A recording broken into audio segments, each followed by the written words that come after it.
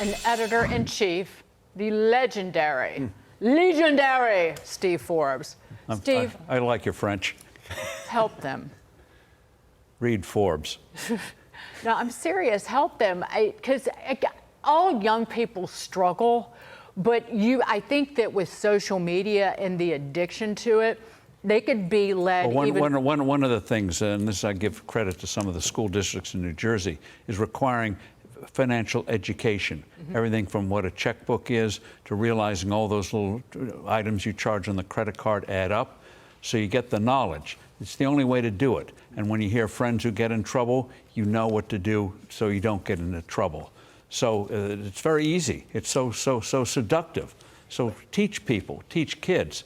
You can get in trouble very quickly, and have kids go to a classroom or online. Social media would be great for that, where they'd say, here how you can get into trouble. And if you do, here's a way to get out of it. Like that person said, if you earn it, pay it down. Yeah, the problem I think with this is the detachment of work from wealth. I think that's like a prevailing theme in a lot of these TikTok videos, and that has a really deleterious effect on youth culture, because you start to say, well, it's about get rich quick instead of earn it the hard way.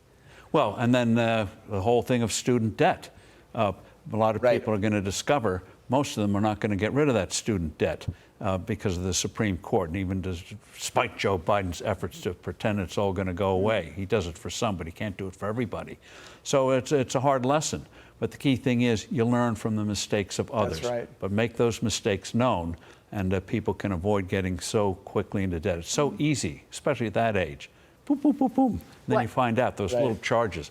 Whoopsie daisy. Well, and if you take stupid tips about buying bitcoins or crypto crap on social media, you will quickly lose all of your savings. That's even more tragic. But I want to move on to being down in the polls. One panicked White House is racing to implement a slew of new left-wing, dangerously progressive regulations ahead of a potential encore of President Trump. And the target for the latest round, Steve, which you've talked about, your health care. Yeah, you had an interesting piece on this topic. I like the title. Can American health care be saved from Biden socialists? I really just want you to tell me the answer is yes, but what are you really thinking here?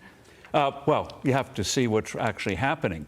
And this thing has been happening with government for years, more and more encroachment. You see all the 11,000 pages of regulations coming out of the government for Medicare and Medicaid each year.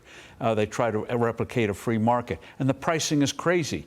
For example, what Medicare will reimburse you for depends on who owns it. If you're a private practice, you'll get less reimbursement than if a hospital owns it, and crazy stuff like that. So you have price controls. They're now trying to wreck the pharmaceutical industry in terms of innovation and stuff like that. Short-term health plans, which can tide you over if you're between jobs. The Biden administration put a kibosh on that. So it's a takeover by regulation. You don't do it by ownership.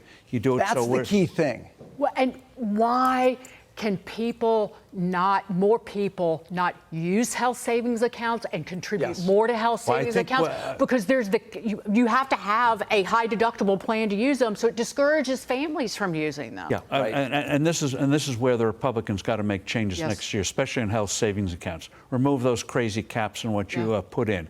Let individuals, even if you don't have a company plan, buy health savings accounts, and reforms like that. Because most companies now have high deductible plans. Therefore, people are having to pay more out of pocket. So therefore, they want to know this information. HSAs can give them the wherewithal to be able to be in charge instead of third parties. We don't have real free enterprise in health care. I have one, and I love it, because I'm like, how much is that? How much is that? What are you charging me? You're not supposed to ask those questions. Oh, you get in trouble for asking those questions. One more. The left patting Biden on the back this week, Steve, after announcing tariffs and restrictions on China, 100% tariffs on EVs. But he wasn't as tough as you'd like to think he is, or he'd like you to think he is. Under Biden's clean vehicle credit rule, electric vehicles made in China still qualify for the same $7,500 tax credit that he's selling Americans. But a group of bipartisan lawmakers are calling Biden out on the rule, accusing him of letting China take control of our auto industry. It's a really convenient exemption, Steve, where we really can't do something ourselves. Biden, oh, yeah, you don't have to implement that until 2026. Let the Chinese cars come on over. Well, and this again gets why we got to get from the whole crazy regulation in the auto industry. It's been going on for decades, wrecking the industry. There's no reason why cars should be so high priced today, why parts should be so high priced today. Liberated. You know, they let the companies make money on SUVs because that subsidizes, they think, all this crazy EV stuff. Get rid of those EV rules. Get rid of those requirements of miles per gallon for fleets, which has just been pretzelized over the years. Free it. And Detroit will, hey, how about make Detroit great again? Make the auto industry great again. There you go. The chicken tax. The chicken tax is a tariff that's on SUVs. Comes out of the 1960s. In the 60s. That's why they earn so much money. No, that's why they make so much money on SUVs and pickup trucks, because there's a tariff that's been in place since before I was born. Thank you. Which was 10 years ago. You are smooth. That's why, one of the many reasons we have you. Love you. Thank you, Steve Forbes.